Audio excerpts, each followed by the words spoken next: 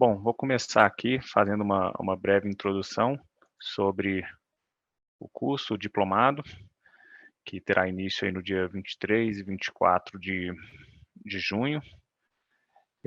Vou abordar um pouco aqui sobre o curso, o que vai ser, quais os temas vão ser abordados no curso, e também algumas aplicações práticas em mecânica de rochas que nós temos em várias áreas, na mineração, na construção civil, em áreas de atuação aí desse profissional, seja um engenheiro civil, geólogo, engenheiro de minas, engenheiro ambiental, especializado aí na área de geotecnia, que pode atuar nesse setor aí de mecânica de rochas.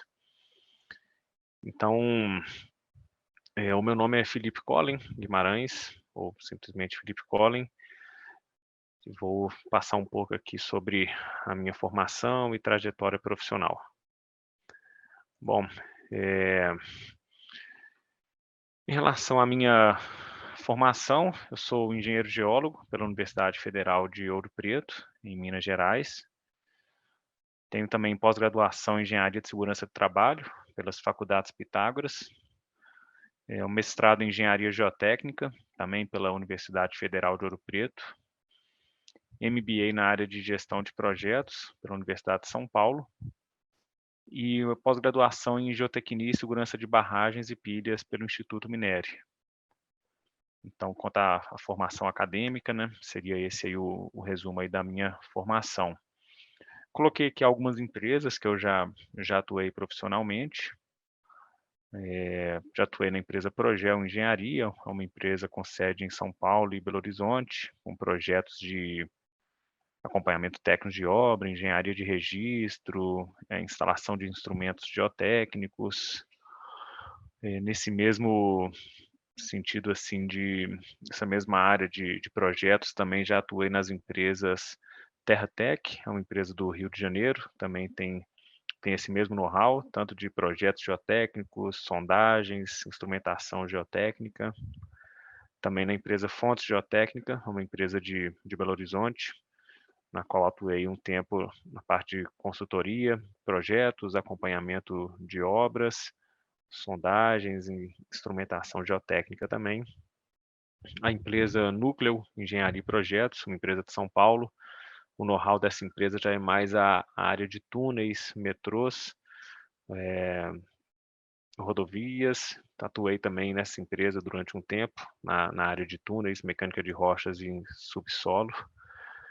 Na empresa Camargo Correia, que é uma empresa que não existe mais esse grupo, mas é uma empresa de construção civil pesada. Também atuei em algumas obras na Camargo Correia.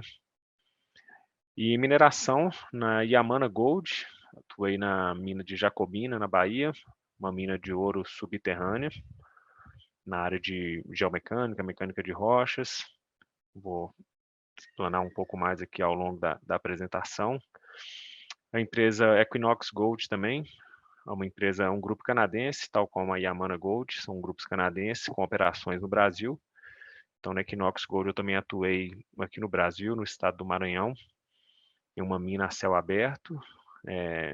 Lá eu atuava na área de cavas, na parte de geomecânica, né, tanto em cavas quanto também pilhas de estéreo, barragem de rejeito, a parte de hidrogeologia também. E atuei um pouco também no projeto de desenvolvimento da mina subterrânea do Maranhão da Equinox Gold, que está em projeto de fase de implantação. Bom, atualmente eu estou na companhia Vale, então estou no meu cargo atual na Vale, sou gerente de geotecnia na companhia Vale, e a área que eu atuo lá é a área de monitoramento geotécnico. Então hoje eu estou como gerente de geotecnia do Centro de Monitoramento Geotécnico da Vale, onde o principal papel lá, né, desse centro é de fato monitorar as estruturas geotécnicas da companhia, né, as barragens, cavas, pilhas de estéreo, pilhas de rejeito. Então é a minha atual posição profissional na companhia Vale. Bom, dando continuidade aqui, vamos falar um pouco aqui sobre Sobre o curso em si, o diplomado de mecânica das rochas, alguns pontos assim que a gente pode abordar durante e após a conclusão do curso, né, são situações aí que a gente vai saber desenvolver, que é um pouco aqui do escopo de trabalho que eu atuei, que eu vou poder compartilhar um pouco da experiência com vocês durante esse curso.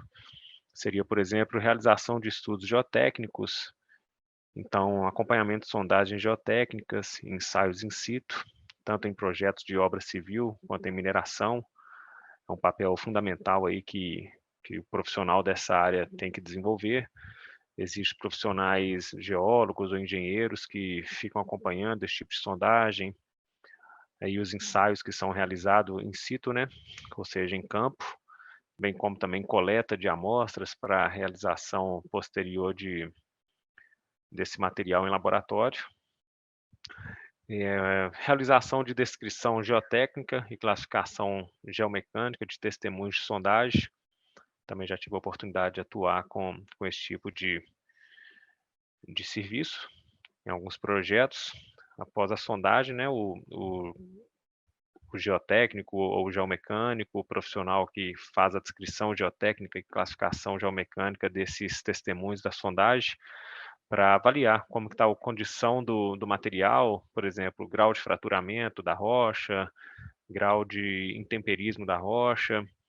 Então é um papel assim, fundamental para qualquer tipo de projeto, entender como que está aquele material que foi coletado pela sondagem, e entender como que pode ser a melhor maneira de executar um projeto de acordo com um determinado tipo de rocha. Elaboração de relatórios geotécnicos, né? Então aqui coloquei alguns pontos aqui que eu já atuei também. Elaboração de relatórios geotécnicos para estabilidade de taludes, cortes e aterros, desenvolvimento de desenhos e suportes de medidas de contenção. Então isso aí é comum fazer com softwares. Coloquei aqui, por exemplo, o software Slide da Rock Science, que é um software bem comum no mercado para fazer esse tipo de trabalho. E junto com a estabilidade de talude, né, tá também a instrumentação e os controles, saber o que monitorar naquele talude, como monitorar, por que tipo de instrumento monitorar, e quais são os controles, né, quais são os níveis de controle para determinado talude, o que é normal, como está a performance daquele talude, daquela estrutura. Ainda na área de estabilidade de talude, também já atuei nessa área de setorização geomecânica, de cabas a céu aberto, e também de minas subterrâneas. Eu vou explicar um pouco aqui abaixo. Obras subterrâneas, eu tive a oportunidade de atuar mapeando, fazendo classificação geomecânica de maciço, projetos de suporte em túneis, NATM, isso também sistema de monitoramento geotécnico de aberturas subterrâneas, seja túnel ou minas subterrâneas. Já atuei também na revisão de projetos de viabilidade de mina subterrânea. Também tive bastante atuação em barragens de rejeito, tanto na elaboração de projetos de uma barragem de rejeito, modelagem numérica, elaboração de carta de riscos da barragem, manuais de operação, auditorias de barragens, monitoramento das barragens, operação de barragem, disposição de rejeito, atuação também em obras hidráulicas, estudo de caracterização de fundação de barragens e riscos geológicos. Monitoramento geotécnico, como eu comentei anteriormente, é a posição atual que eu estou no mercado, né, gerente de geotecnia de um centro de monitoramento geotécnico. Então, atuando aí com sistemas de monitoramento geotécnico automatizado, fluxo de comunicações, definição de níveis de controles, as TARPs, né, que são os planos de resposta para algum alerta, algum alarme que esses instrumentos venham apontar. Parte de acompanhamento técnico de obra, também tive a oportunidade de atuar um pouco nesse segmento, que é aquele profissional que acompanha um projeto sendo desenvolvido, né, sendo implantado. Então é necessário um profissional que seja especializado na área para acompanhar o projeto e ver se está sendo executado da maneira como o projeto foi concebido, né, como foi desenhado. E um dos principais papéis desses profissionais em um acompanhamento, né, técnico, é verificar se às vezes o que a gente projeta, quando vai executar, às vezes tem alguma mudança, né? Às vezes a sondagem não pegou determinado tipo de material, então tem que fazer adequações de projeto, aí que entra muito forte aí o profissional que a gente chama de ATO, né, que é o acompanhamento técnico de obra, para conseguir conduzir aí soluções para dar continuidade na obra sem perdas de fator de segurança, né, estabilidade, enfim, da continuidade da melhor maneira possíveis com questões técnicas. Então, como a ATO já atua em segmento geotécnico de obras civis, taludes, fundações, obras subterrâneas de túneis, obras de hidrelétricas, em algumas PCHs, que são pequenas centrais hidrelétricas, e obras também de rodovia. No segmento específico de obras subterrâneas, também tive a oportunidade de atuar com caracterização de frente de escavações, através aí dos índices geomecânicos, né? Os mais comuns aí são o RMR, que é o Wieniawski, o índice Q, do Barton, e o GSI. Então, são classificações geomecânicas desenvolvidas para entender como está o maciço, aquele maciço rochoso, e através disso definir quais é o tipo de suporte adequado, qual o monitoramento geotécnico adequado, a gestão hidrogeológica do maciço escavado, né? Muito maciço pode apresentar condições hidráulicas, então tem que saber como conduzir a água, fazer a drenagem daquela escavação para não ocorrer algum tipo de ruptura da escavação. Eu também já pude atuar em acompanhamento técnico de obra de barragem de rejeito, então acompanhando aí a parte de ensaios e controle tecnológico, fiscalização em obras, soluções de engenharia durante a obra, drenagens superficiais, vertedouro, acompanhamento de corte, aterro de taludes, de estruturas. Outro ponto de atuação também é mina subterrânea a céu aberto, então em algumas atividades envolvidas mapeamento geotécnico e estruturas de frentes de escavações de maciços rochosos, parte de modelagem numérica, setorização geomecânica, por exemplo, aqui utilizando o software DIPS, é um software da Rock Science também, bastante comum no mercado, para entender os setores da cava, qual setor tem tendência a ter um mecanismo de ruptura associado, seja um mecanismo de ruptura em cunha, ou planar, ou circular. Acompanhamento e interpretação de ensaios de mecânica de rochas, tanto em laboratório quanto in situ também. Então, são alguns dos pontos assim que já tive oportunidade de atuar como profissional aí da área de engenharia geotécnica e aqui, no caso, especificamente voltado aqui para a parte mecânica de rochas.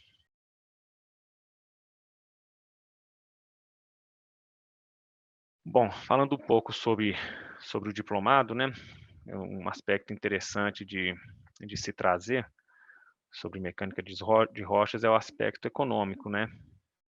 Aqui ao lado aqui tem um gráfico, lá do Mott MacDonald and Soils Rock Mechanics, no qual faz uma correlação interessante.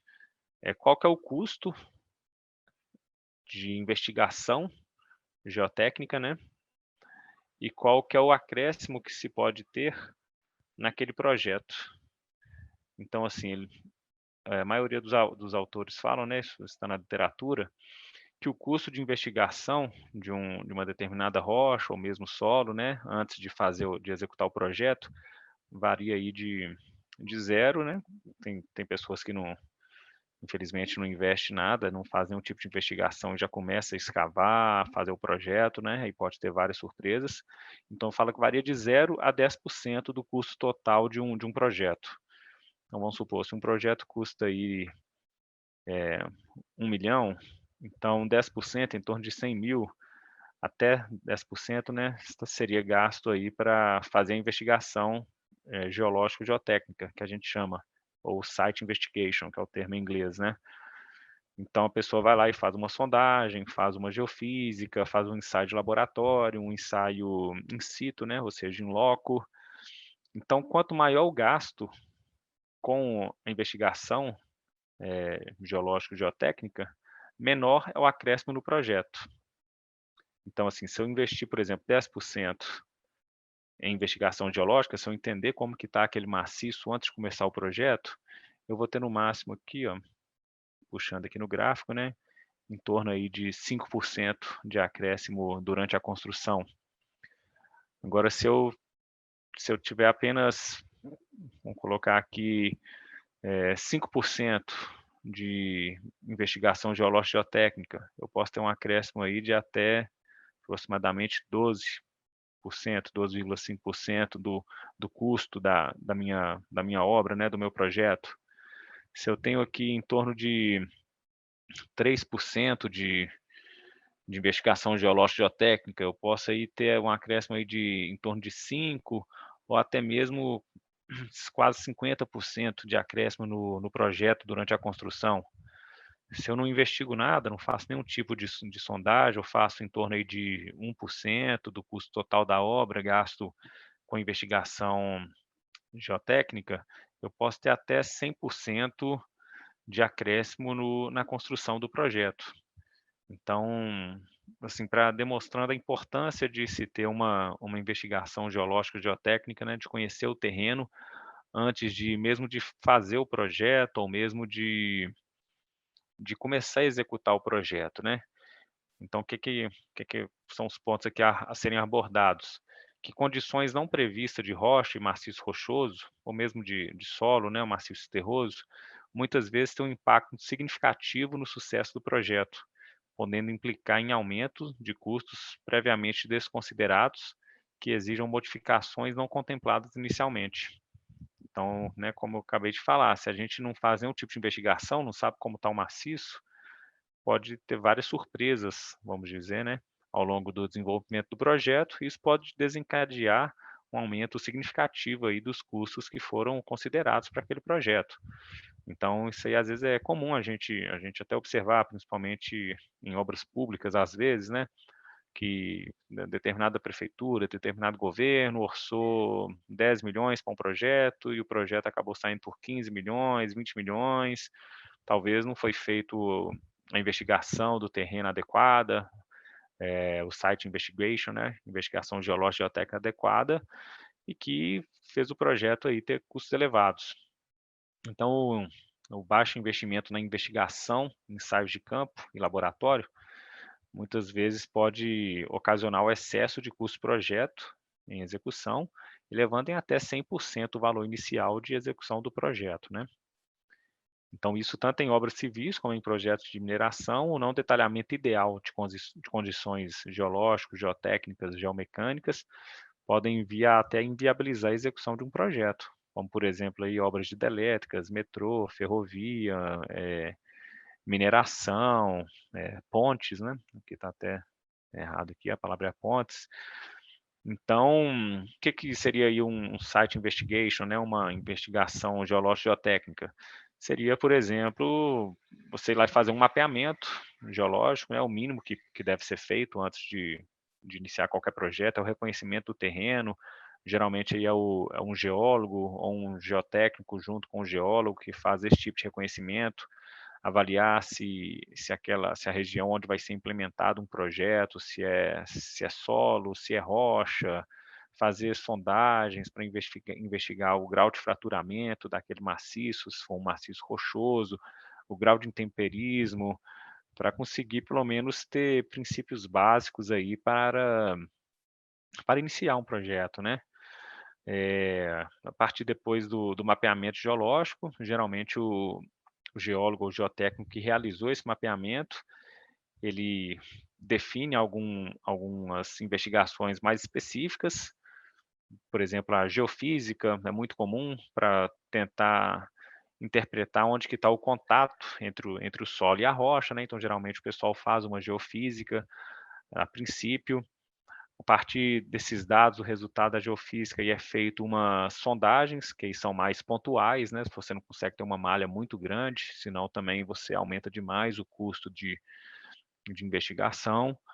A partir da sondagem, sim, você consegue, definir as camadas, os contatos geológicos do terreno, e vai começando a entender como que está o subsolo, né, como que está a parte, vamos dizer, não visível, né, do terreno, para começar a desenvolver seu projeto. Aí seja um projeto de mineração e você tem que fazer furos também para entender como que está as camadas, o mergulho do minério, para ver qual que vai ser a melhor geometria daquela cava, qual vai ser a altura do banco. Claro que isso está condicionado também ao tipo de minério, né, falando um pouco de mineração.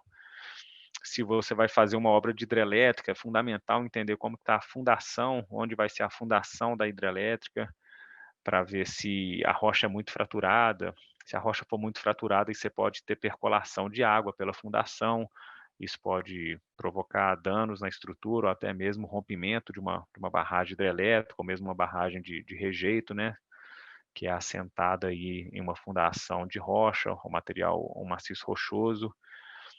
Para metrô também, metrô e túneis, é fundamental que você tenha investigações geológicas de sondagens, até mesmo no caso de metrô, saber qual tipo de escavação você vai usar, né?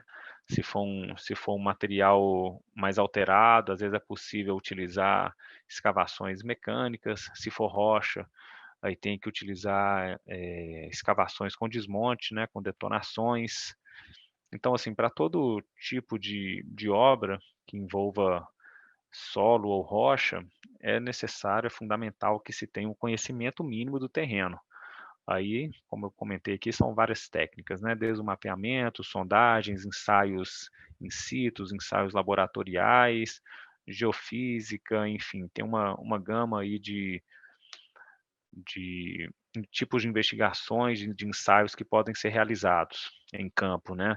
E também os ensaios de laboratório. Aí faz a coleta da amostra para ver qual que é a resistência daquela rocha, daquele saprolito, daquele solo, né? Enfim, daquele material que está naquele local, que vai receber uma carga, seja um pilar de uma fundação, ou que vai sofrer uma abertura, né? Seja uma mina a céu aberto, uma mina subterrânea, um túnel, uma ferrovia, rodovia, uma ponte que vai ser instalada naquele local, uma barragem hidrelétrica ou de rejeito.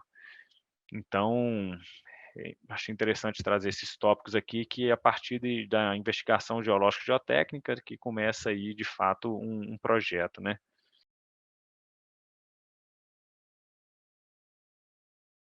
Outro ponto aqui interessante também de se analisar, né, é que ao analisar e interpretar os dados de um determinado terreno ou maciço, né, não se tem muitas vezes uma precisão absoluta contra a ocorrência de falhas em nenhum caso.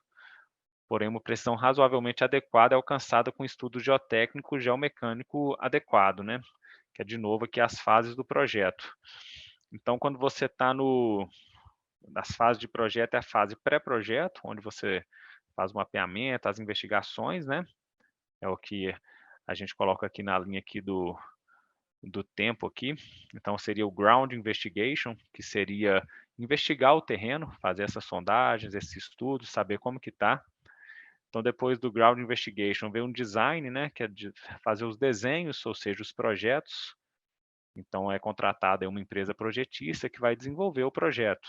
E aí seja ele mineração, hidrelétrica, ponte, enfim, rodovia, ferrovia, metrô. Então, com base aí nas condições do terreno, nas condições geológicas, geotécnicas, você começa a conseguir a desenhar, né? Fazer o design, fazer o projeto. Após a fase de projeto, aí vem a fase de construção.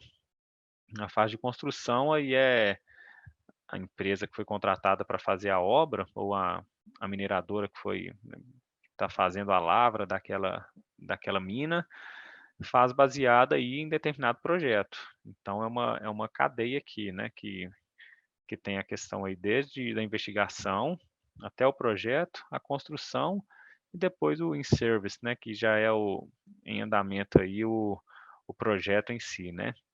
Então são fases aí que estão relacionadas aí tanto ao tempo, né, e e também o dinheiro que é gasto aí para fazer cada uma dessas fases.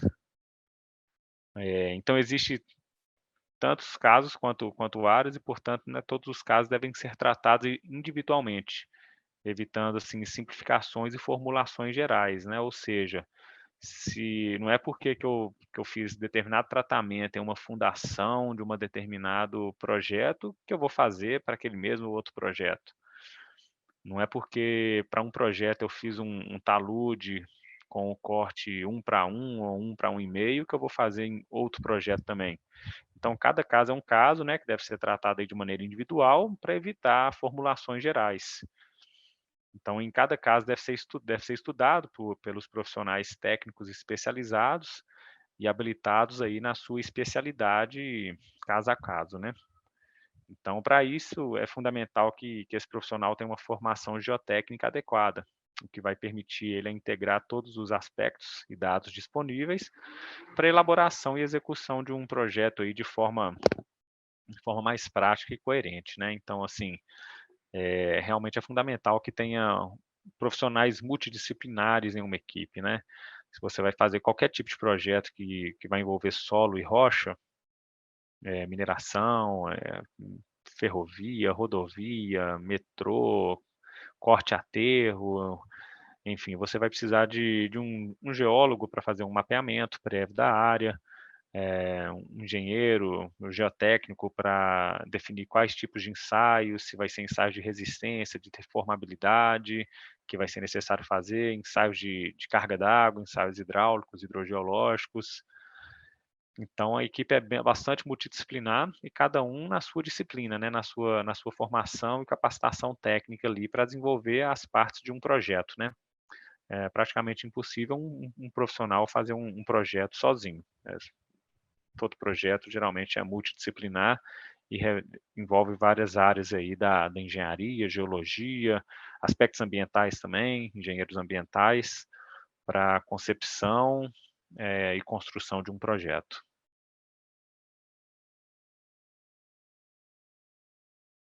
Então, qual que é o objetivo desse curso, né, desse diplomado? Seria passar aos alunos, né, que vão vão estar matriculados nesse curso, algumas técnicas, né, então, assim, dominar as técnicas de reconhecimento de campo, indicar testes e ensaios de laboratórios adequados, corretos, né, para cada situação, permitindo, assim, uma adequada caracterização do maciço em estudo. Então, como eu comentei, né, a gente faz uma sondagem, por exemplo, e vê que a rocha, o maciço é bastante fraturado. Então, eu preciso caracterizar esse material, dependendo da obra, se for, por exemplo, uma obra de barragem, uma hidrelétrica, uma barragem de rejeito que vai ser assentada em cima de um maciço rochoso. Se esse maciço for muito fraturado, posso percolar a água pela fundação, então isso pode gerar um pipe na fundação, pensando em maciço de terra, né, maciço de terra homogênea. Então o que que poderia ser feito? Talvez colocar uma injeção de calda de cimento para essa água percolar em uma profundidade maior, né, para o gradiente hidráulico diminuir perto da base da estrutura. Então, de acordo com cada tipo de situação, né, é necessário aí que faça o reconhecimento e os ensaios corretos aí para caracterizar o maciço. Então isso a gente vai ver isso dentro desse curso, né. Outro ponto seria compreender, o comportamento dos maciços rochosos quando submetidos, por exemplo, a diferentes tensões, e bem como aí também conhecer os principais parâmetros de resistência e deformação dos maciços e as condições no entorno do maciço, né, questão de água superficial e subterrânea, por exemplo. Ou seja, que afeta até a construção de um túnel. Então quando você abre uma escavação, você está mudando a distribuição de tensões que estão nessa rocha. As tensões, assim, como tem uma massa de rocha em cima, né, as tensões elas tendem a ser verticalizadas. A partir do momento que eu abrir uma escavação, a tensão ela vai passar a ser a percorrer pelas laterais, né. Então eu vou ter excesso de tensões, geralmente aqui vamos dizer, na curva aqui no túnel do túnel, né, dessa abertura aqui. Então eu preciso de talvez fazer algum tratamento específico aqui nessa região, colocar concreto, tirante, se for um maciço fraturado, provavelmente vai ter percolação de água, então talvez eu tenha que colocar alguns drenos, DHPs, barbacãs, para que a água percole, né, seja direcionada aí de maneira correta.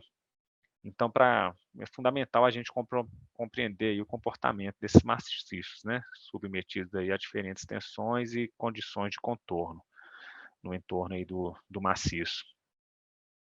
Outro ponto também, seria conhecer os principais aspectos geotécnicos do projeto, de fundações, taludes e possíveis estruturas de contenção, ou geométricas para melhorar a estabilização do maciço. Então, por exemplo, se a gente tem um talude, uma rodovia, por exemplo, uma ferrovia, ou mesmo uma mina, o talude tem determinado ângulo e infelizmente não está conseguindo se sustentar.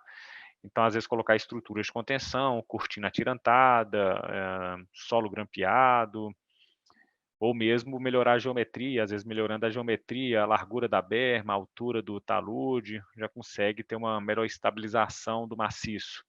Então, são aspectos aí geotécnicos de projeto, né, que precisam desse tipo de análise para ver a melhor forma de estabilizar o maciço. Bom, conhecer também os métodos de escavação e suporte de túneis e taludes rochosos e os aspectos geotécnicos para execução de obras de engenharia e mineração. Então, como eu citei o exemplo aqui do túnel, né?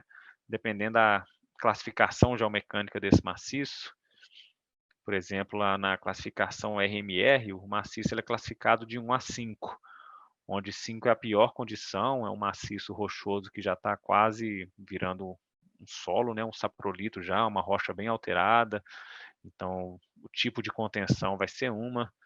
Agora, eu sou um maciço de classificação 1, lá na classificação RMR, já é um maciço que às vezes é até autossustentável, às vezes não precisa nem colocar tirante, não precisa colocar nada para que ele se autossustente. Então é um dos pontos que vão ser abordados também nesse curso, vai ser sobre essas questões aí de conhecer as melhores suportes, né, seja para túneis ou taludes e os aspectos geotécnicos para execução desse tipo de obra. Outro ponto também seria conhecer a metodologia para análise de estabilidade talude em rocha, bem como também a análise cinemática e estabilidade de escavações subterrâneas. Então, quais são os principais tipos de ruptura em rocha? A gente conhece a ruptura planar, tombamento, em cunha. Então, conseguir compreender através de análise cinemática, né? E vem a questão da setorização, pensando em mineração aqui, a setorização de uma cava a céu aberto, por exemplo, ou mesmo uma cava subterrânea, de uma mina subterrânea. Quais são os principais mecanismos de ruptura que pode ter em determinado setor da mina? Então, como que isso pode ser avaliado para evitar que aquilo ocorra, ou se for um problema que sabe que pode ocorrer, saber a melhor forma de mitigar ou de eliminar o risco. Então, é um dos pontos também que a gente vai abordar aqui também.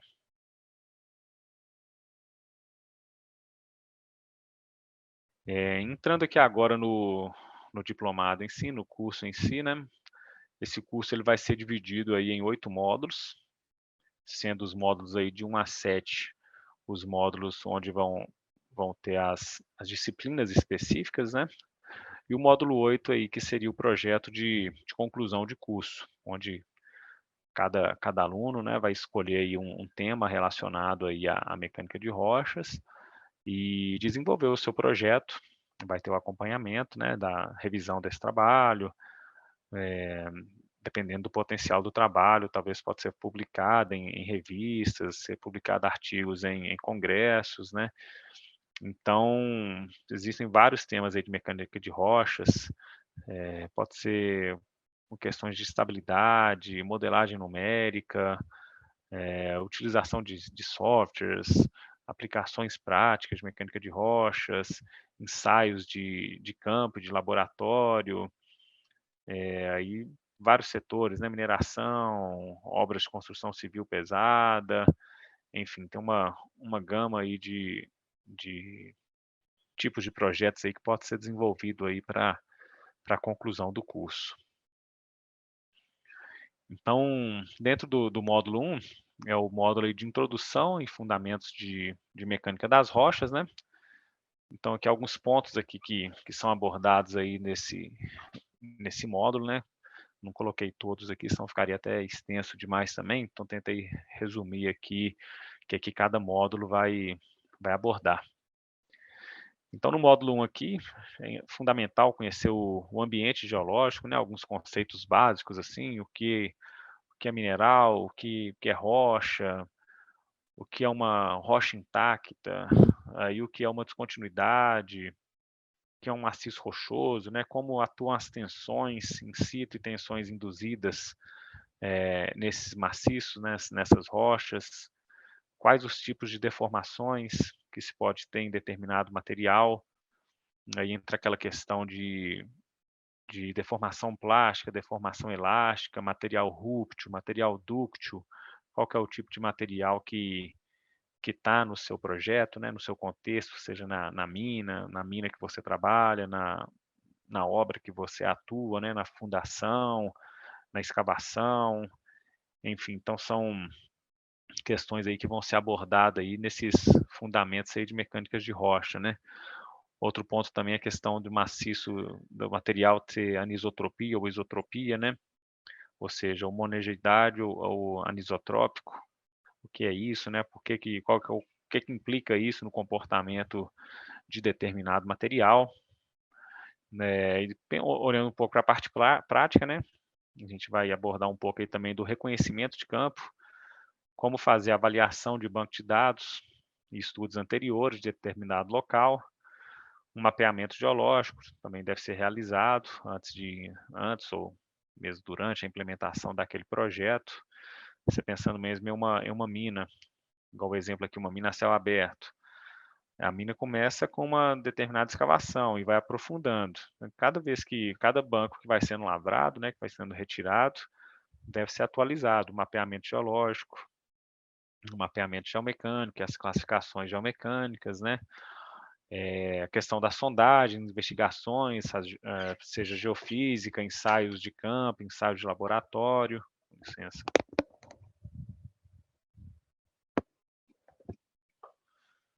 Então, a fase inicial aí de qualquer projeto seria esse reconhecimento de campo, né?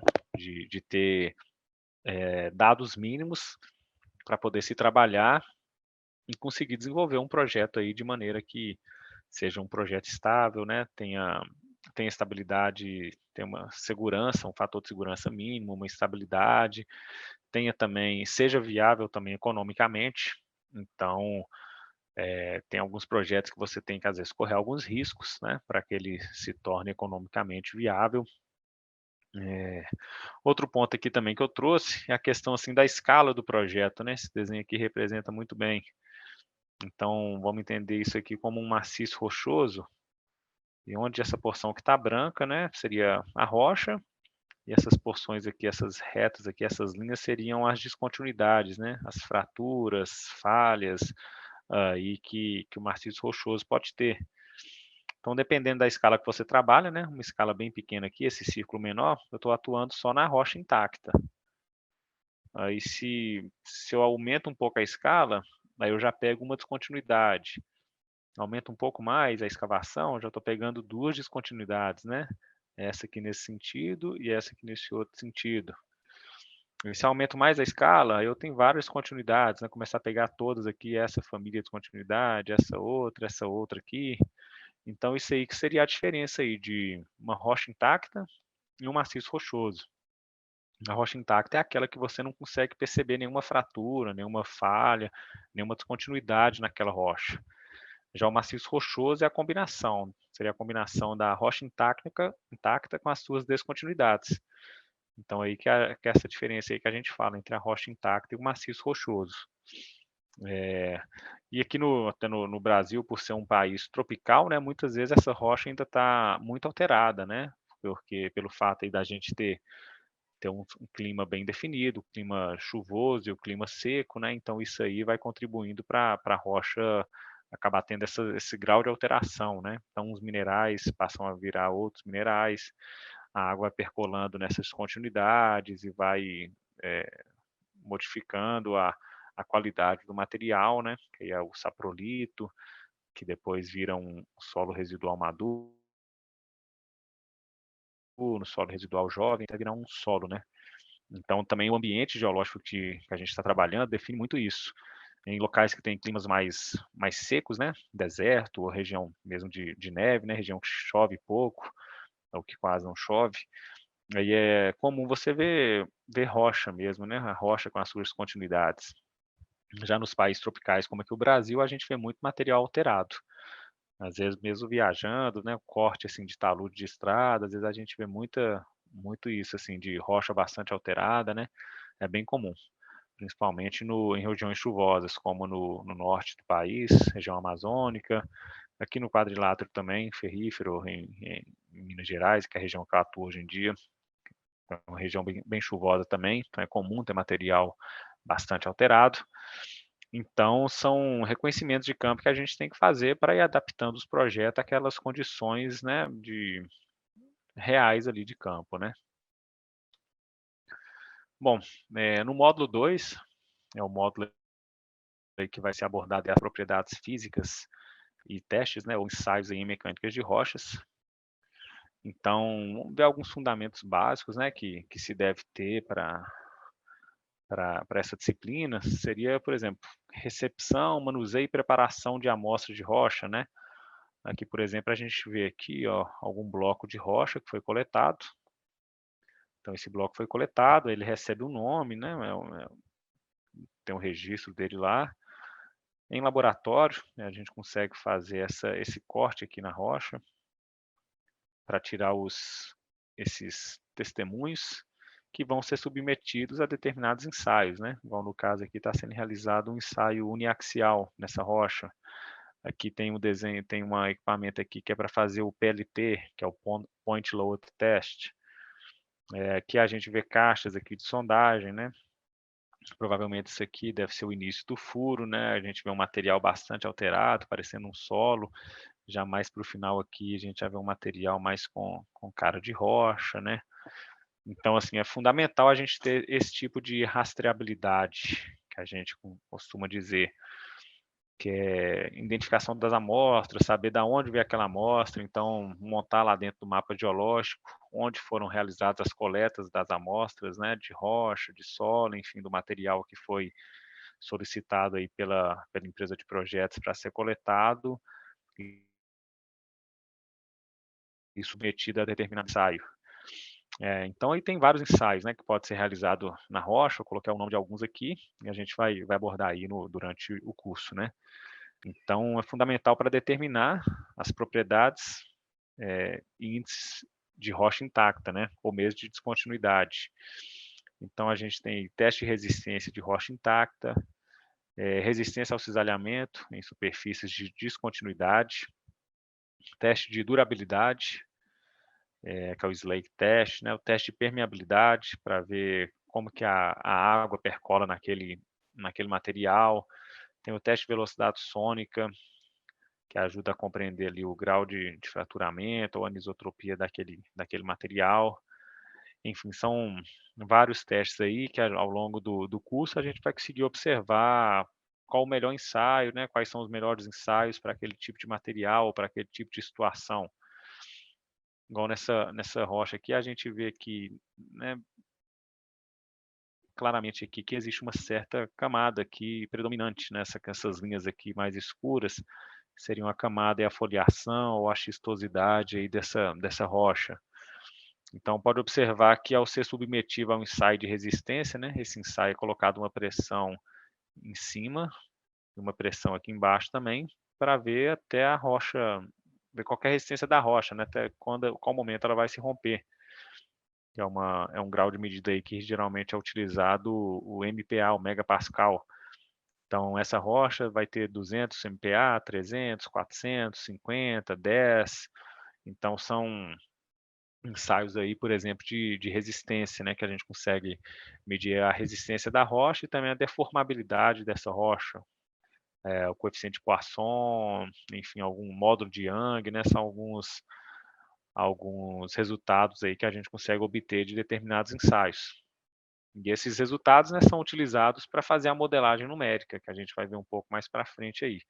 Então, por isso que é fundamental aí conhecer e compreender as propriedades físicas do maciço rochoso, terroso, né, se é rocha, se é solo, né, que no caso, no curso aqui a gente vai abordar de rochas, né, mas também da mesma maneira é feito alguns ensaios também para solos, né.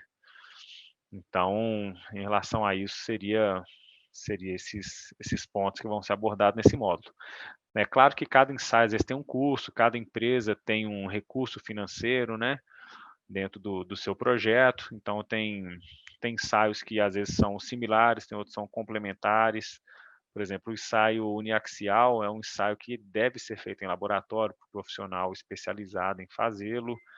Já o PLT, que é o Point Load Test, você consegue fazer em campo mesmo. Você compra um equipamento pequeno e consegue ir lá e fazer esse ensaio.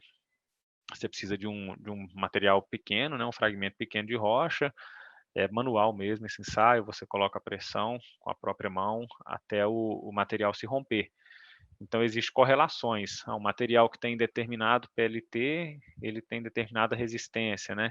Então, existem essas correlações empíricas, assim, até para ajudar o profissional que está fazendo, elaborando o projeto a trabalhar com os dados que tem ali em mãos, né? Se você tem ali uma série de ensaios PLT, você vai iniciando seu projeto até os ensaios uniaxiais ficarem prontos, por exemplo. Então, diversos tipos de ensaios, né, existem aí, e para determinadas situações, né, o PLT, por exemplo, é muito comum em toda mineração, principalmente minas subterrâneas, ter esse tipo de equipamento no laboratório de mecânica de rochas daquela empresa, né, daquela mineradora, justamente para isso, né, porque vamos supor que eu fiz, não vou falar um número qualquer aqui, fiz 5 ensaios uniaxiais para todos os tipos de rocha que tem naquele ambiente geológico. Então, a partir disso, consegui fazer o meu modelo geomecânico. Aí, à medida que eu vou avançando com a mina, né, com o projeto, eu vou coletando amostras e fazendo ensaio PLT para conseguir fazer correlações. Ó, essa rocha aqui mudou muito, o comportamento dela aqui no PLT está muito diferente do que seria a correlação, então talvez seja um material mesmo diferente, que está sob tensões diferentes. Será que vale a pena coletar uma outra amostra desse material e fazer um novo ensaio uniaxial?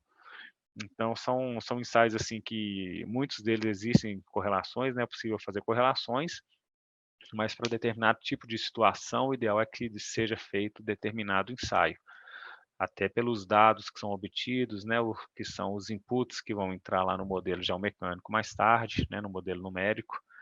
Então é essencial aí que a pessoa que está projetando, né, solicite o ensaio necessário para depois conseguir realizar o seu modelo, né, e depois que realizar o modelo, observar se ele está sendo é, realista, né, com aquilo que é observado em campo. Bom, no módulo 3 seria a parte de análise e estabilização de escavações subterrâneas. Então, alguns temas que vão ser abordados vai ser análise subterrânea, estruturalmente controlada, análise de tensão, deformação para escavações subterrâneas, as tensões in situ, né, versus as tensões induzidas. Tensão in situ é aquela que vem do próprio maciço, induzida às vezes aquela que vem de um desmonte, né? Você vai fazer uma detonação, então você induz aquele maciço ali a determinada tensão. Testes de medição de campo de tensões in situ. A definição aí do campo de tensões in situ, né? A gente vai ver que existe aí o sigma 1, sigma 2, sigma 3, que são aí os vetores de tensão, deformação. O cálculo de fator de resiliência em escavações subterrâneas, de resiliência não, desculpa, de resistência em escavações subterrâneas, análise elástica versus análise plástica em escavação subterrânea, e também o monitoramento geotécnico em escavações subterrâneas. Então, aqui, por exemplo, a gente está vendo a abertura aqui de uma galeria, Tá aparecendo, não sei se não dá para perceber se é um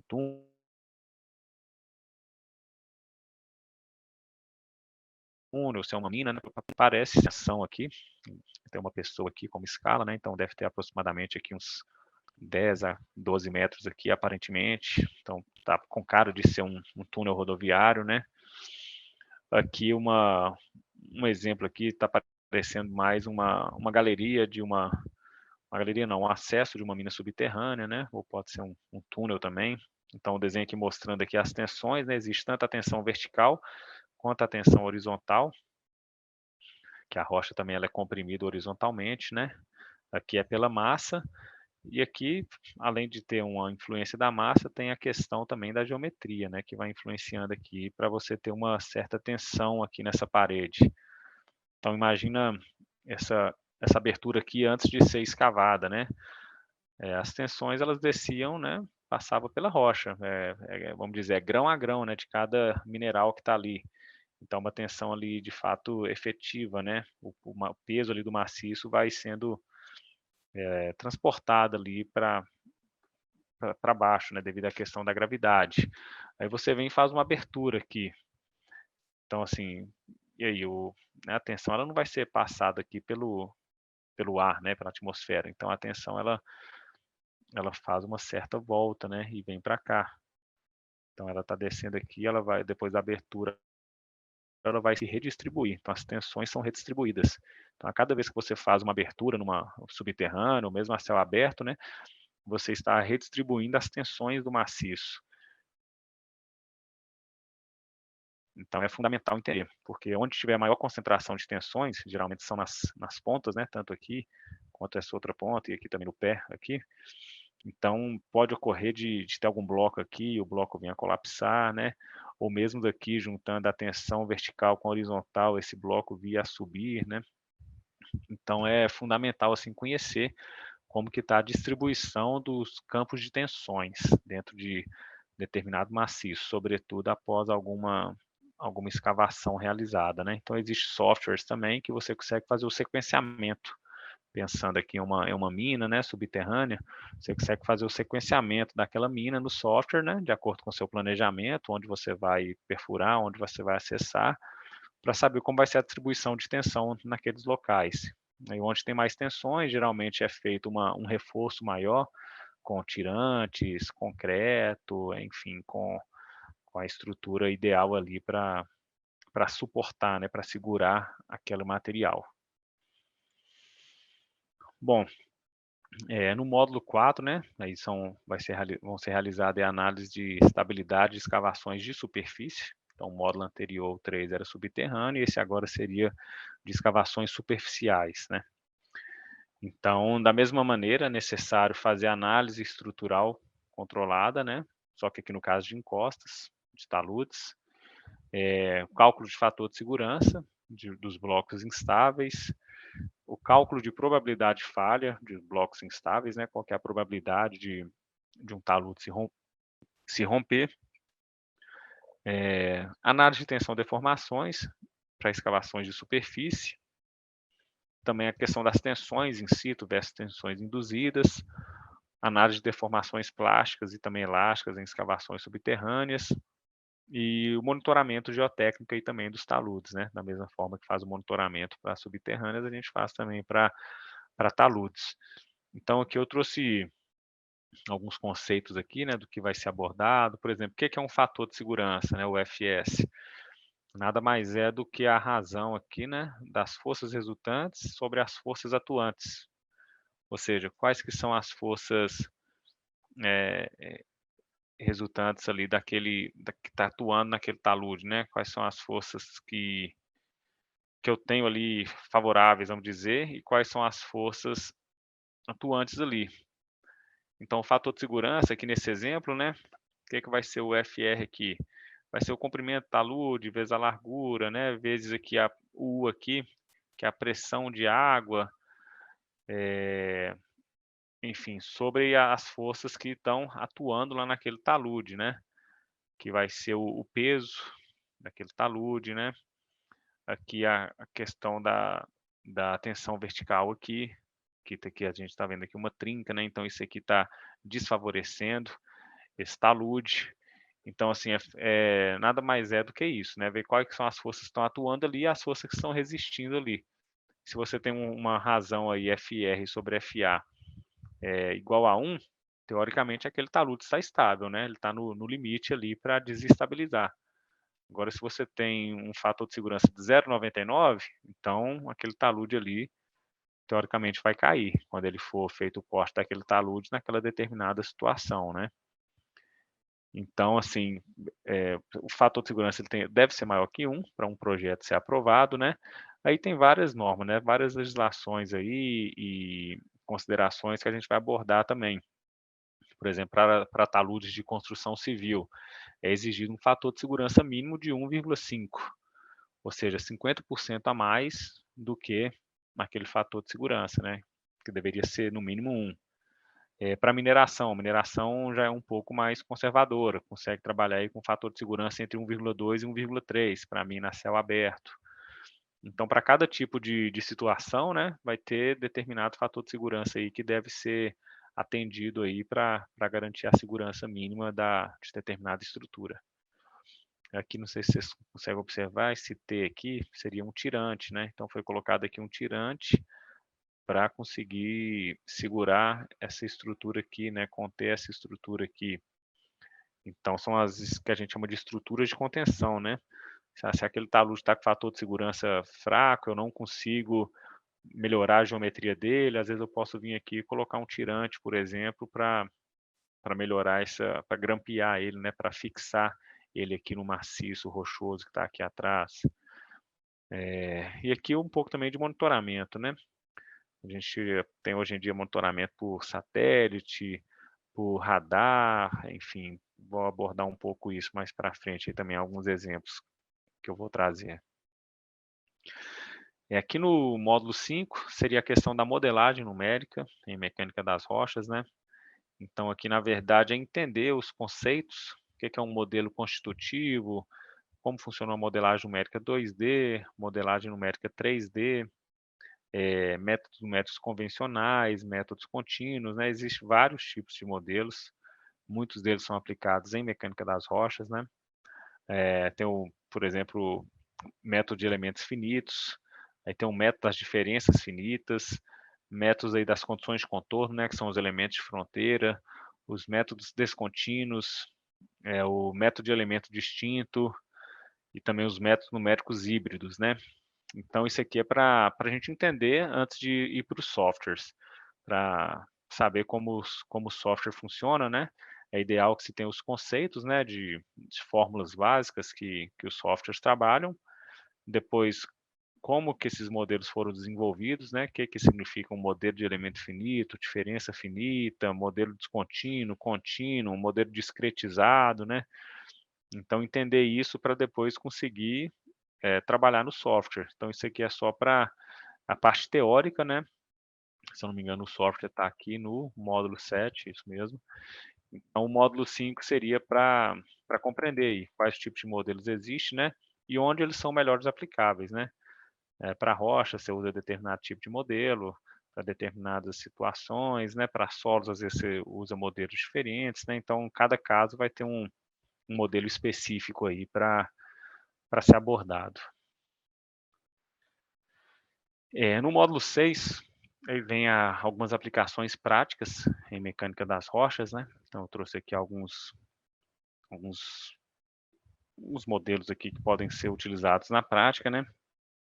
Seria, por exemplo, a classificação de maciços rochosos, que entra um pouco em mapeamento e perfilagem, né? Então, aqui um exemplo aqui de uma obra. Isso aqui foi uma obra que eu mesmo atuei. Foi um túnel, uma rodovia em São Paulo, no estado de São Paulo. Então, aqui você tem aqui, ó, a gente tem até alguns nomes aqui. A rocha aqui é um gneiss, e tem uma família de fratura aqui, F2. Aqui uma outra fratura, F1. Aqui essa rocha, os gneiss fazia contato aqui com o xisto, então tinha uma xistosidade aqui nesse material. Aqui é uma outra rocha, que é um pegmatito, era um pegmatito alterado. Então aqui o maciço estava começando a melhorar um pouco. Eu me recordo aqui que antes era um material bem ruim, quase um solo já, um material bastante alterado, era classificado como classe 5 lá no RMR, então era necessário colocar cambotas metálicas, concreto projetado, tinha bastante água também nesse túnel. Esse túnel chegou a ter um problema durante a obra, chegou a ter um colapso em parte dele. Graças a Deus não teve nenhum acidente, não teve com pessoas, e nem de perda material também, conseguiu tirar os equipamentos antes. Então, assim, para a gente ver também a importância de ter uma drenagem efetiva, uma escavação subterrânea, né? Talvez se o projeto tivesse mencionado o sistema de drenante correto, talvez teria evitado, ou se o concreto tivesse sido um pouco mais espesso, tivesse suportado aí esse material. Então, às vezes a falta de informação antes de iniciar a obra, né, pode causar isso. Às vezes você não, como a gente comentou mais cedo, não fez um site investigation, né, uma investigação geológico-geotécnica tão aprofundada, então o projetista trabalhou com os dados que tinha em mãos, né? Ninguém consegue adivinhar o que está ali embaixo da terra. Então, se a investigação não é feita de maneira adequada, né, como você vai prever o comportamento daquele maciço? Então, você faz um projeto e, às vezes, a empresa que está fazendo acha seu projeto muito conservador e entra naquele meio termo para conseguir redução de custos, enfim, é uma série de questões que são discutidas aí entre o executor da obra, entre o projetista, entre o empreendedor, para conseguir fazer um projeto. Mas fato é que essa obra aqui chegou a ter um colapso aqui, né? E depois conseguiu recuperar e tocar a obra, né? Então talvez se tivesse feito um estudo melhor na parte pré-obra, talvez teria evitado esse colapso, né? E os milhões que foram gastos aí para reestabelecer a retomada aí desse túnel. Outro ponto aqui de aplicação prática, né, seria o processamento de teste laboratório. Então, que tem profissionais que atuam bastante aí nessa área, né? Existem laboratórios específicos para fazer para definir as propriedades de resistência e deformabilidade dos maciços, né? Então existem laboratórios tanto em universidades quanto laboratórios particulares também, né, privados, que você envia a rocha, envia o material, solicita o tipo de ensaio que você quer, né? Então é uma das aplicações práticas aí também a mecânica das rochas.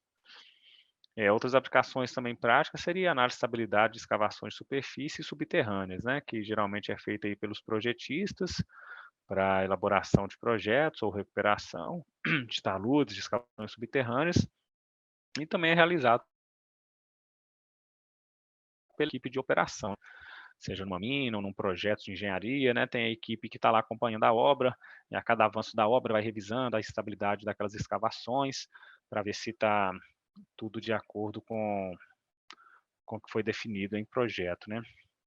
Aqui o exemplo aqui de uma mina a céu aberto, né, setorizada aqui, mostrando aqui cada região, um tipo de mecanismo de ruptura que pode ocorrer. E aqui um bloco diagrama também, mostrando um maciço rochoso, né, quais são os componentes desse maciço rochoso, que é o tipo de rocha, o ângulo de caimento desse talude, se as fraturas são preenchidas, se não são. Então são uma série de parâmetros, né, que o geomecânico, o engenheiro, o geólogo deve analisar no maciço rochoso para conseguir fazer a classificação daquele maciço, né? Então são pontos aí fundamentais de se ter em mente aí antes de executar qualquer projeto. E falando um pouco de software, né, no curso aí a gente vai conseguir avaliar, trabalhar também um pouco com alguns softwares.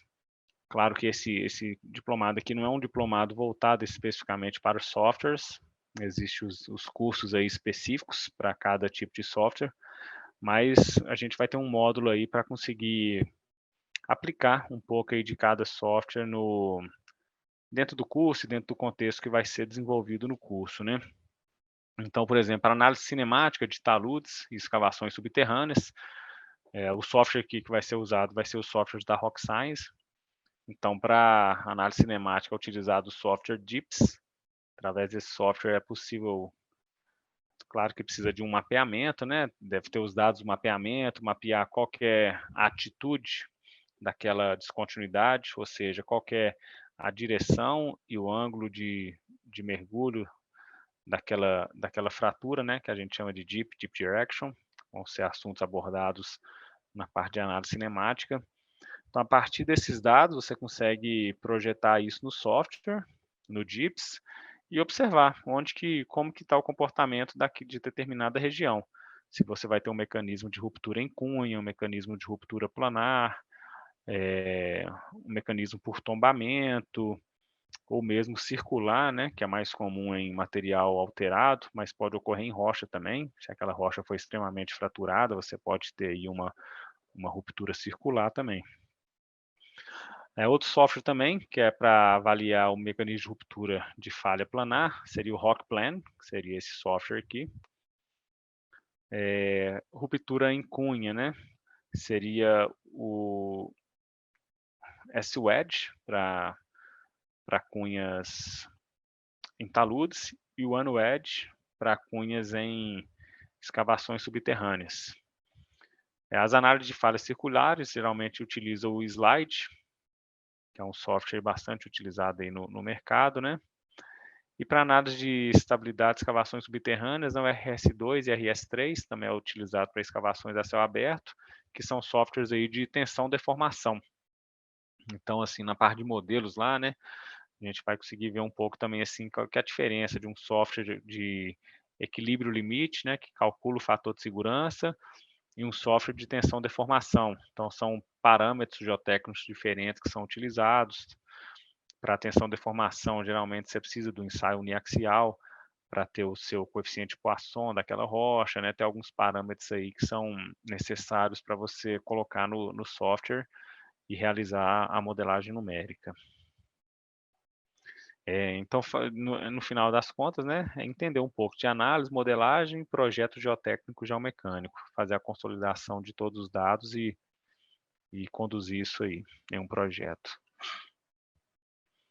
Bom, o módulo 8 é o módulo final, já é um módulo que não tem disciplina, né, não tem nenhum conteúdo assim.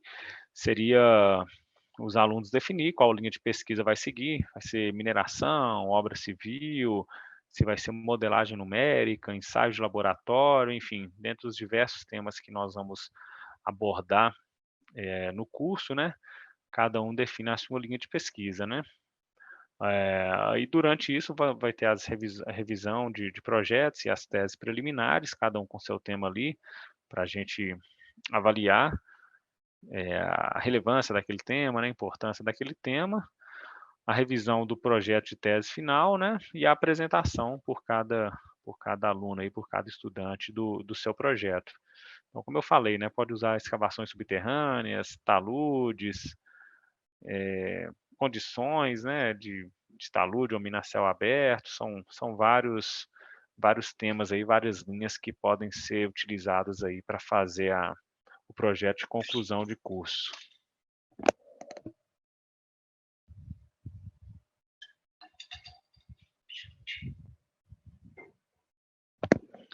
Bom, então sobre o diplomado em mecânica de rocha seria essa daí a apresentação, né, de quais os temas serão abordados durante esse curso aí que começa no dia o primeiro módulo será no dia 23 e 24 de junho, daqui a aproximadamente menos de 2 meses, né. Então, agora eu vou colocar aqui alguns casos práticos, né, para a gente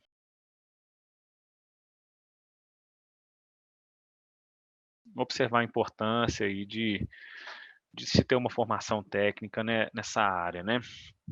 Bom, aqui é um gráfico interessante também, que ele mostra, assim, o número de fatalidades, né, esperadas aí, e a probabilidade de uma falha, né, probabilidade anual de uma falha. Então, se a gente olhar, assim, em situações que envolve mecânica das rochas, né, enfim, por exemplo, para o rompimento de uma barragem, né, dams, o termo em inglês para para a barragem, ela tem a chance, a probabilidade de acontecer 0,0001 vezes, né? 1 vezes 10 a menos 4, que é a probabilidade anual de se ter uma ruptura de barragem. E qual que é a catástrofe dela, né? O número de fatalidades. Pode variar aí de 10 a 100 pessoas ou até mais, né? Para problemas em fundações, aí já tem um número de fatalidades menor.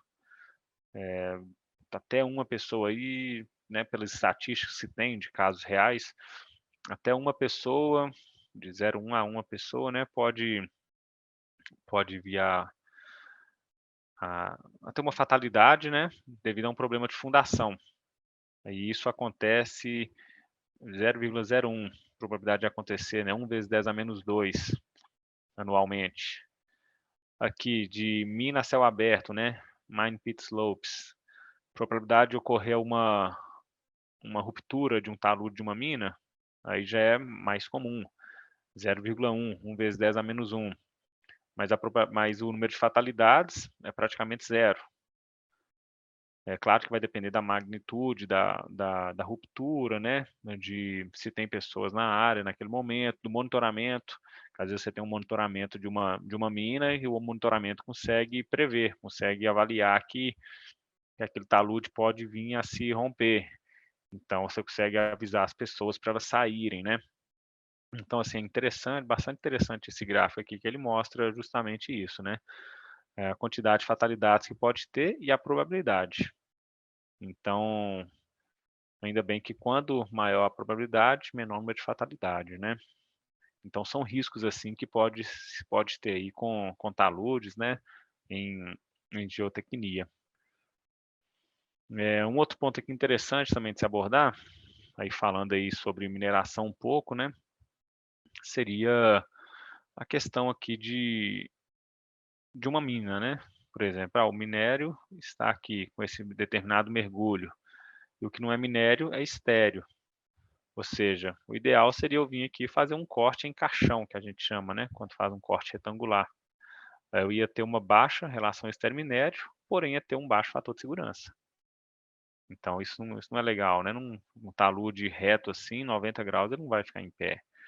Então é feito um estudo, né, para avaliar aí a menor remoção de estéreo possível, porém que seja economicamente viável. Então você precisa de taludes aí mais inclinados, você não pode ter um talude reto.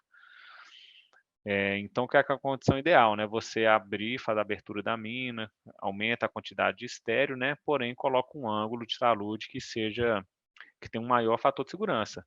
Porém, você vai ter uma maior relação estéreo-minério também. Aí é aí que vem a viabilidade econômica de um projeto, né?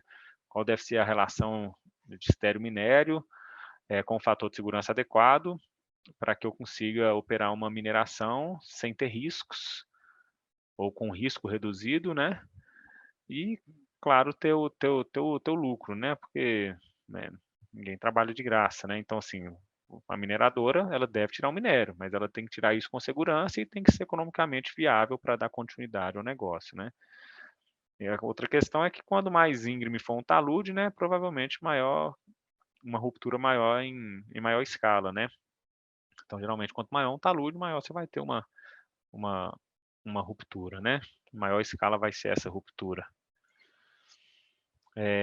Aqui alguns pontos aqui também, né, de modelos de mecanismo de ruptura que se pode ter. Então, tem queda de blocos, tem tombamento, rolamento de bloco, deslizamento, né, esse aqui é mais comum em solos, corrida de massa, é mais comum também em solos, em material alterado, geralmente ocorre associado a chuvas, né.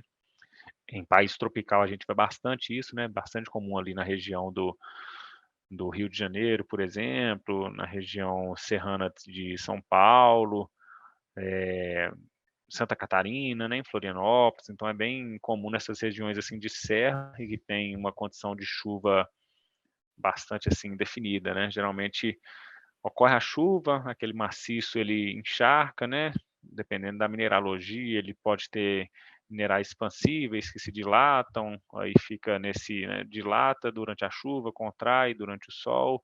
Então essa condição, né, vai acontecendo ano a ano, né, a cada ciclo chuvoso, o maciço vai perdendo a sua resistência e uma hora ele acaba cedendo, né. Então são situações, assim, que são comuns em países tropicais como o Brasil. Outra aí seria subsidência e colapso, né, isso é comum, assim, em regiões kársticas, às vezes, que tem algumas rochas calcárias, né, que vão se com as chuvas aí, elas vão se, como se diz, tendo intemperismo químico, né, então essa rocha ela vai diluindo e acaba às vezes tendo alguma subsidência ou colapso. Eh, e também, né, questão aqui de blocos, né, ruptura planar aqui clássica, aqui uma ruptura em cunha, que são mecanismos de rupturas que vão ser abordados lá dentro daqueles temas. Aqui uma ruptura em tombamento, mostrando os blocos aqui tombando, né.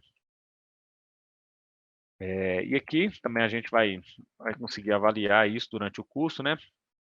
Geralmente quando você tem um estereograma, que é o nome desse círculo aqui, só de olhar um estereograma você já consegue avaliar qual que é o mecanismo de ruptura. Então isso aqui também vai ser abordado, são as análises cinemáticas, né, que são realizadas. Então isso aqui você realiza no software DIPS. Então, resumindo, o que que seria? Você vai lá, coleta as informações em campo, mede a fratura, para qual ângulo de direção, qual ângulo de mergulho, e joga lá no software DIPS. Aí, em determinada situação, né, aqui, por exemplo, essa linha contínua aqui seria representando o ângulo e direção do talude, e a linha pontilhada seria representando o ângulo e direção da descontinuidade. Ou seja, para uma ruptura planar, né, a descontinuidade deve ter um ângulo mais suave do que o ângulo do talude. Então aí você tem a ruptura planar. A ruptura em cunha, né, você precisa de 2 descontinuidades, se unindo, né. Então a interseção das 2 descontinuidades devem ter um ângulo mais suave do que o ângulo do talude. Aí pode ocorrer uma ruptura em cunha. Tombamento. O ângulo do talude, né, é oposto ao ângulo da descontinuidade. Então o talude está para cá e a descontinuidade está para cá, está o ângulo oposto, né. Então dependendo o grau desse ângulo, a inclinação, pode ocorrer o tombamento. E aqui seria a ruptura circular, né. Ela é mais comum ocorrer em material bastante alterado, em solos, né, em saprolitos, mas ocorre também em rocha. Se você tem uma rocha, assim, extremamente fraturada, né, então seu talude está aqui, e cada pontinho desse é uma descontinuidade. Aí você pode ter a rocha com comportamento de solo, de tão fraturada que essa rocha é. Então são alguns exemplos aí que vão ser abordados aí ao longo do curso, né. Aqui alguns exemplos clássicos aqui, né, algumas fotos clássicas aqui, na ruptura planar. A gente vê aqui a descontinuidade aqui do maciço, né, bem característico aqui de uma ruptura planar mesmo. Uma ruptura em cunha, então aqui, ó, uma descontinuidade, juntou com a outra descontinuidade aqui, e elas deslizaram, né, formou aqui uma interseção e deslizou aqui através desse plano aqui. O tombamento, né, bem clássico aqui, ó, o talude está para cá e a descontinuidade está do lado oposto. Então você tem aí o tombamento desses blocos, né, que é de certa forma comum também em rochas que tem uma foliação, né, uma descontinuidade bem marcante, né, por uma família de descontinuidade. Que seria a queda de blocos, né. Você tinha uma quantidade de blocos aqui, e isso aqui foi erodindo ao longo do tempo, né, e o bloco maior veio a cair, né. Então isso aqui, às vezes, é comum também em locais que, por exemplo, é um talude de uma rodovia. Então, se isso aqui não tem um tratamento adequado, não tem um atirantamento, né, ou não foi feito o ângulo correto, o material era bastante fraturado, a gente consegue ver aqui famílias de fraturas aqui, né. Então, o material acaba cedendo, cedendo e acontece essa queda de blocos contínua, né. Aqui também um caso aqui, né, uma mineração, um caso típico aqui de escorregamento. Então aqui parece ser um escorregamento circular, provavelmente aí condicionado ao grande grau de fraturamento desse maciço, né. Então você vê aqui, ó, um exemplo aqui no diagrama aqui, né, no desenho. Se você tem várias famílias de fraturas, né, para todas as direções, isso aqui acaba comportando como um solo e a massa vem a se deslizar, né? Cada ponto, cada condição dessa aqui, cada fratura dessa vai abrindo uma determinada trinca, né, uma determinada abertura aí e o material colapsa como um todo, né? Aqui um exemplo é, prático aqui também, né? Essa aqui é uma mina que eu cheguei a trabalhar nela. Então, na época lá foi realizada a setorização, né? Cada linha dessa vermelha aqui marca um determinado setor. Então aqui era um setor, aqui era outro, esse aqui maior era outro. Para cada setor um tipo potencial de ruptura, né? Esse aqui, ó, tem um potencial aí de ruptura por tombamento flexural, aqui por tombamento direto, aqui por cunha, ruptura em cunha aqui nessa região. Então esses tracinhos verdes aqui, vermelhos, são as áreas, as fraturas, né, as descontinuidades mapeadas, e foi realizada a setorização dessa cava. Para poder entender, compreender melhor como que tá os mecanismos, como estão os mecanismos de ruptura, né? E o que pode ser feito aí, qual projeto pode ser feito para cada tipo de tratamento aí dessas rupturas.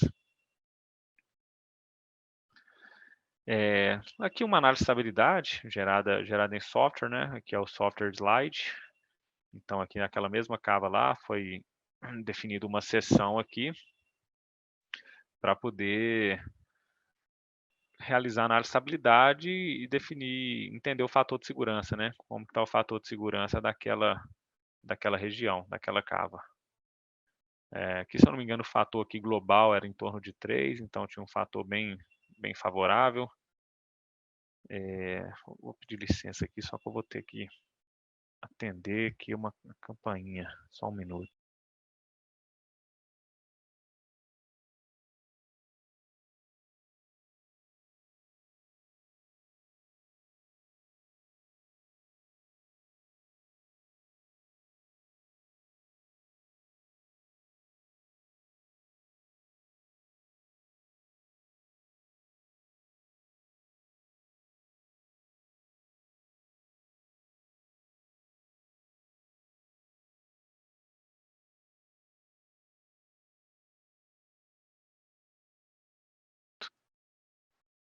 Bom, de volta aqui.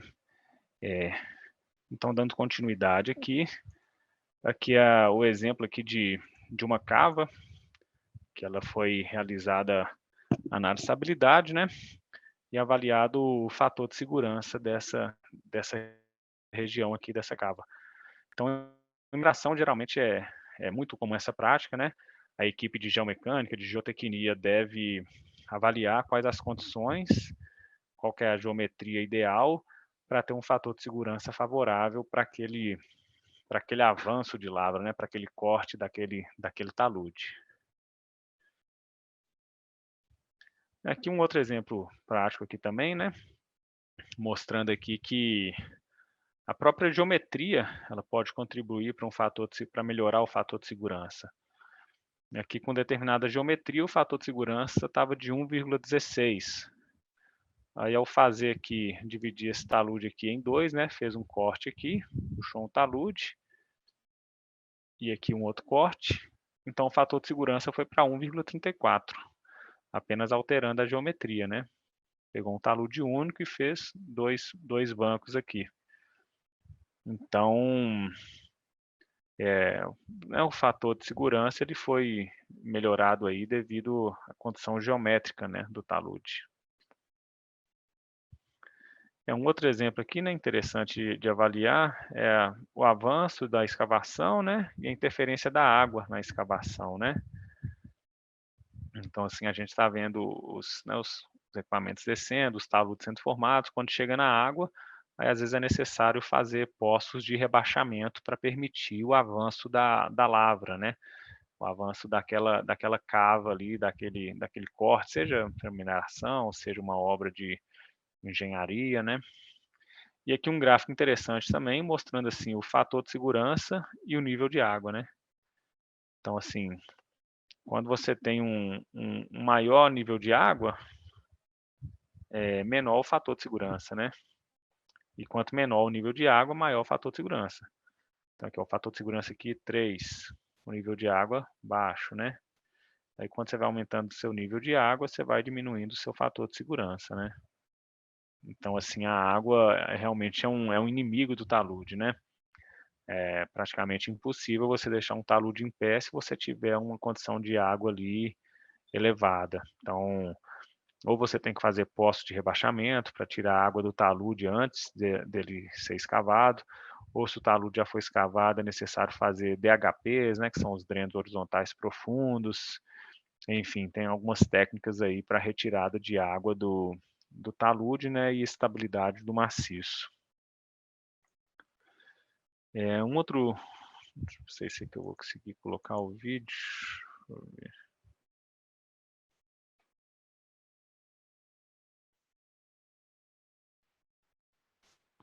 Aqui é um vídeo também interessante, mostrando aqui a percolação de água pela fundação de uma barragem. Então, se você tem um maciço, se você tem um maciço fraturado, né, extremamente fraturado, a água pode percolar por ele, pode causar um pipe lá na barragem, né, ou mesmo uma subpressão aqui na sua fundação, né? Então, isso também às vezes pode ocorrer e é de certa forma comum acontecer isso em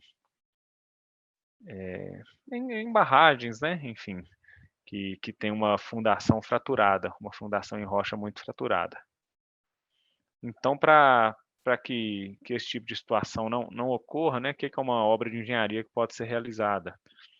O pessoal, às vezes, antes de construir a barragem, né, e conhecendo que o maciço é extremamente fraturado, as pessoas fazem furos aqui, né, ao longo da estrutura, e esses furos eles são injetados calda de cimento, geralmente, né?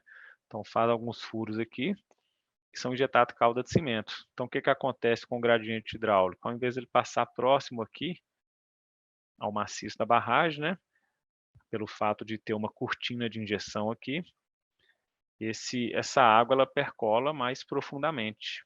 Então ela não vai causar a subpressão aqui no maciço, né? E ela percolando de maneira mais profunda, ela também vai aparecer mais para frente aqui, talvez até fora do maciço. Então, por isso que é fundamental conhecer o grau de fraturamento de, de um maciço, né? Sobretudo aí se for realizar a obra de um reservatório, né? De uma hidrelétrica. Então, é fundamental, né? Conhecer aí, de novo, aquele assunto, né? De ter aí o site investigation, né, a investigação geológica e geotécnica adequada aí para cada tipo de obra, cada tipo de situação.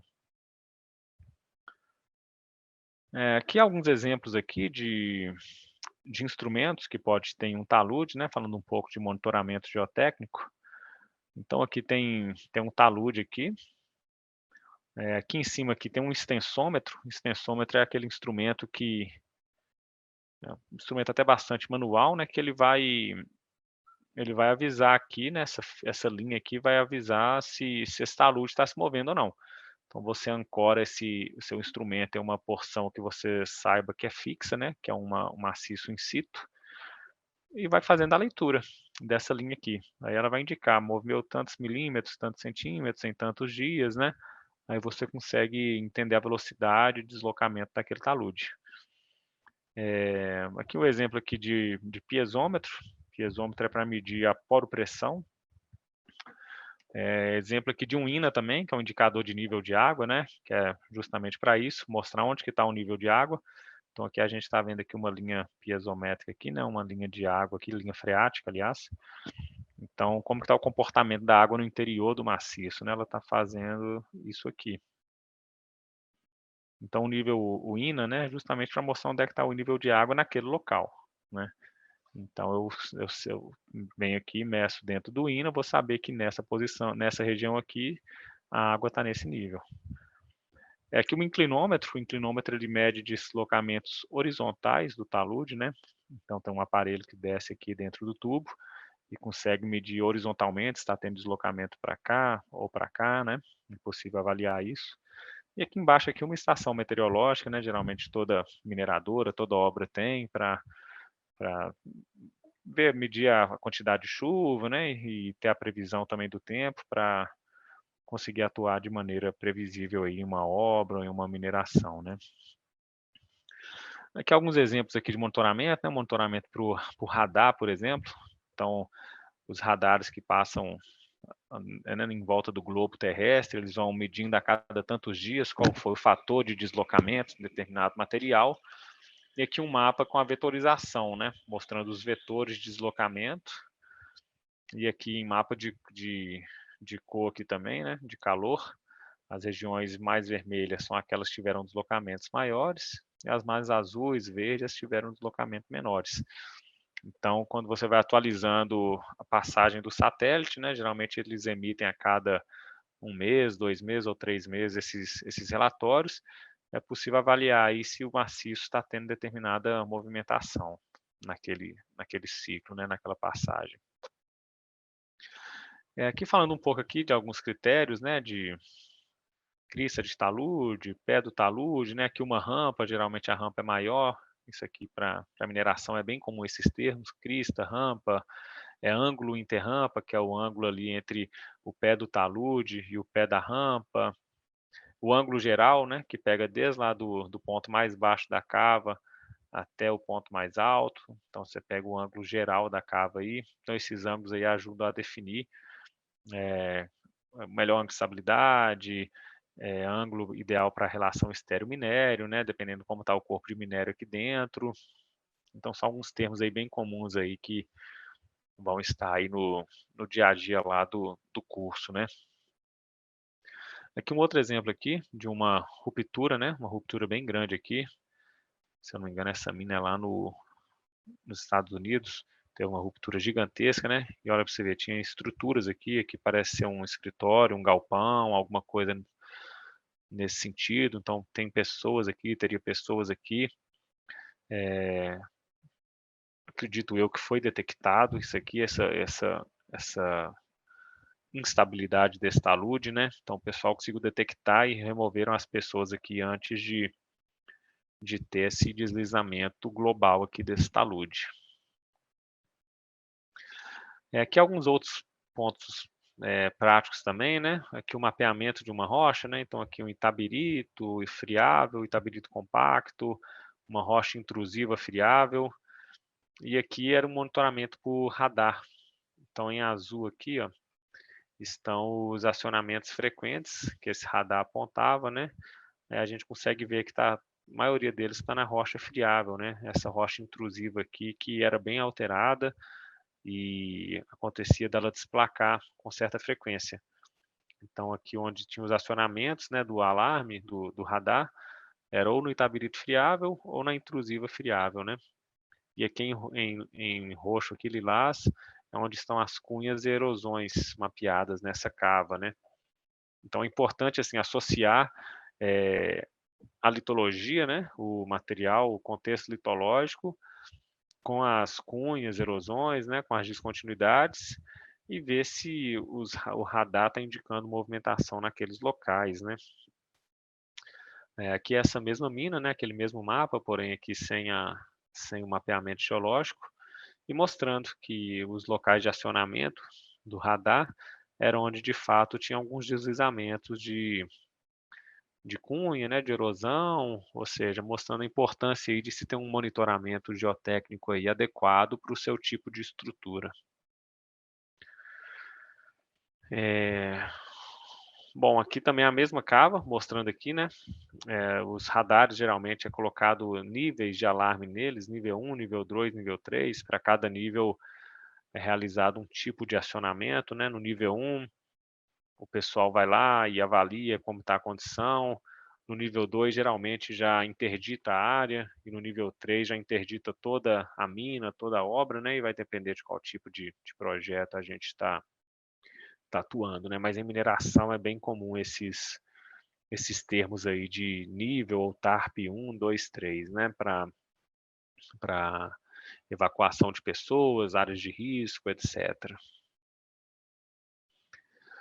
Aqui eu achei interessante também abordar, né, como que é a questão do monitoramento, né, de uma mina, por exemplo. Aqui a gente vê vários radares, estação total robotizada, né, vários pontos sendo monitorados e também vários dados sendo gerados. Então, a geração de dados é muito dado, então você precisaria de muitas pessoas para avaliar a quantidade de dados. Então, isso aqui, né, seria o exagerado, né, overkill. Você tem muito dado para ser gerado, vai precisar de um quantitativo de pessoas grande, e você vê que os taludes, né, tem bancos menores também, então isso aqui às vezes até inviabiliza um projeto. Você está colocando taludes pequenos, bermas mais largas, e um monitoramento, né, exagerado. Então isso aqui, além de ter um custo alto que pode inviabilizar um projeto, vai requerer um número de pessoas gigantesco aí para analisar todos esses dados. Esse último aqui, né, seria o desatento. Você tem apenas um equipamento monitorando, e vários taludes aqui com problema, né, escorregando, com erosões. E aqui seria o balanceado, né? Aqui 2 equipamentos aqui monitorando, os taludes um pouco maiores até, né?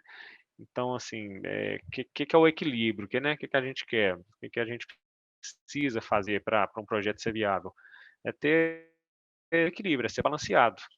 Quantidade de dados gerados é uma quantidade menor, com menos gente você consegue monitorar, o custo de colocar os equipamentos também é menor, né? Então tudo dentro de um projeto ele deve ser balanceado de maneira que você consiga desenvolver mesmo aquele projeto, né? Colocar aquele projeto para ser efetivo, um balanço aí de custo, de pessoas, de qualidade de monitoramento, né? Então são pontos interessantes a serem abordados aí na prática. Aqui traz também algumas metodologias aqui de monitoramento para determinadas situações. Aqui, essa tabela aqui, ela mostra o tamanho do bloco, né? Então, por exemplo, se eu tenho bloco de 1 até 100 metros cúbicos, geralmente isso aqui ele tem uma velocidade de movimentação imediata, né? São blocos pequenos, né, que às vezes simplesmente cai, né? Então a consequência aí seria queda de blocos. O monitoramento geralmente é visual e a medida corretiva seria a remoção do material após a queda dele, né? Isso acontece às vezes no meio de um talude, né? É de certa forma comum acontecer esse tipo de situação, né? Materiais aí de tamanho de 10 a 1000 metros cúbicos, eles têm uma movimentação aí muito rápido a rápido. Então, a consequência disso é a segurança das pessoas que estão lá. O monitoramento para detecção seria visual, a pessoa que está ali no dia a dia, próxima àquele talude, avaliar, monitorar se teve abertura trinca, se está tendo alguma movimentação, algo diferente, né, nos dias anteriores. Então, por isso tem o geotécnico lá que faz esse tipo de acompanhamento para entender como que está aquele talude. Aí, nesse caso aí, o ideal é você ter um radar ou ter um laser scanning, né, uma estação total robotizada, e também a medida corretiva seria remoção desse material. E materiais um pouco maiores, né, de 1000 a 100 mil metros cúbicos. Ele tem um movimento de rápido a devagar, as consequências elas podem ser operacionais, né, você pode paralisar a operação de determinado setor de uma mina, e para monitorar, né, o método de detectar seria o visual, levantamento geodésico, radar, laser scanning, microsísmica, né, e a medida corretiva disso seria o gerenciamento ou mesmo a modificação do talude. Colocar uma estrutura de contenção, uma, uma berma maior, um talude de altura menor, né? Enfim, vai depender de cada projeto. Aí blocos aí de 100 mil a 1 milhão de metros cúbicos. A movimentação dele é moderada a devagar, porém já pode ter uma consequência aí tanto operacional quanto financeira, né? Pode prejudicar financeiramente aí uma empresa e até inviabilizar um projeto. E o ideal para isso seria levantamento geodésico, radar, laser scanning, o INSAR, que é aquele monitoramento por satélite, inclinômetro, microsísmica, né? E também a medida corretiva seria modificar ou mesmo ajustar o talude, né? Fazer estruturas de contenção, pushbacks ou catch berms também, que é um termo bem comum aí na mineração, né, que são aquelas bermas de espera, de segurança, e blocos aí de acima de 1 milhão de metro cúbico, né, geralmente é devagar a moderada a movimentação, a consequência ela é operacional, financeira e até de força maior, né, podendo ter até fatalidades também. E o monitoramento seria o levantamento geodésico, radar, laser scanning, SAR, inclinômetro, microsísmica, né? E a medida corretiva típica seria modificar, ajustar o talude, né? Ou mesmo ter até o fechamento da mina, né? Então seria esse, um caso, né, parecido a esse, seria esse aqui. Esse aqui com certeza é uma movimentação de massa maior que 1 milhão de metros cúbicos. Possivelmente foi detectado com certa antecedência, né, que esse movimento de massa ela não acontece do dia para a noite, ele vai tendo ali a movimentação aos poucos, 1 milímetro por dia, 10 milímetros por dia, 1 centímetro por dia, 2 centímetros, vai acelerando, então isso é a performance do talude, né, que deve ser observada aí pelos geotécnicos, como está o comportamento daquele material ao longo do tempo. E isso aqui pode ter aí, né, questões operacionais, financeira, imagina o custo para reestabilizar todo esse talude aqui. Isso aqui deve ter pego aproximadamente aqui, ó, 20, 30, 40, 50 bancos de talude aqui. O comprimento disso aqui, né, o custo financeiro. Então isso aqui teve consequência operacional, financeira e até de força maior, pode causar até o fechamento da mina, né, se dependendo do custo para retomar isso aqui com segurança.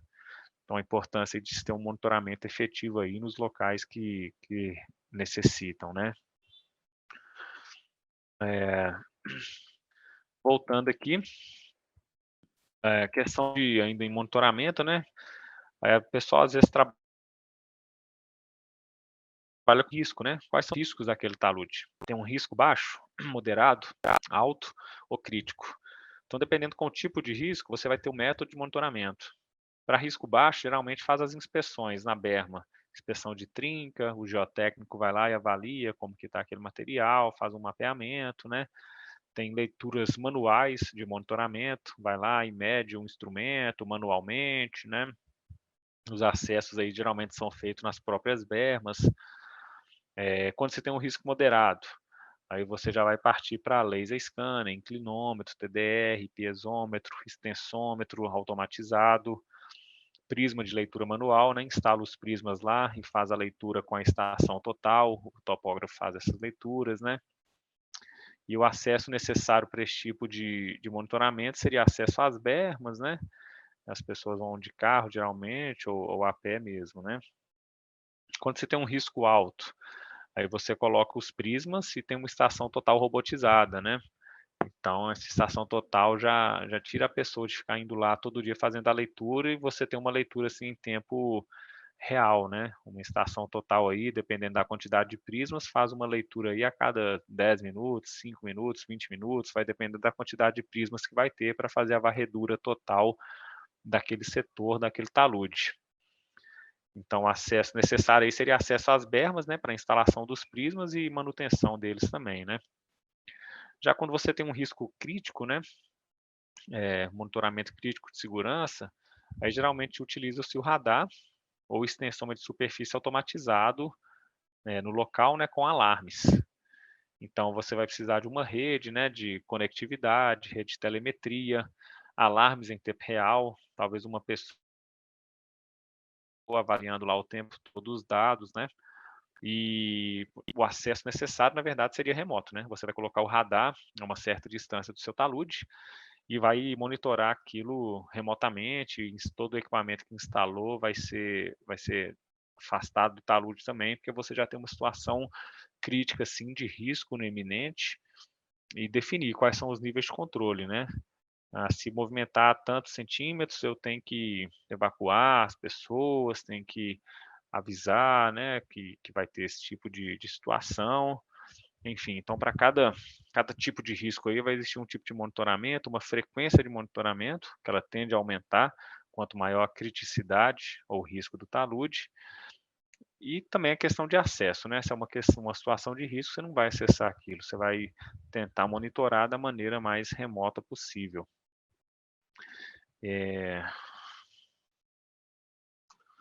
Bom, pessoal, então é isso. Essa é a apresentação do diplomado de Geomecânica, que vai começar o curso no dia 23 de junho, 23 e 24 de junho, o primeiro módulo vai ser apresentado por mim, Felipe Collen, e aguardo vocês aí com dúvidas que tiverem sobre os temas abordados nesse curso, podem caminhar para o Centro Geotécnico Internacional, me passar, que eu vou tirar todas as dúvidas aí referentes ao curso.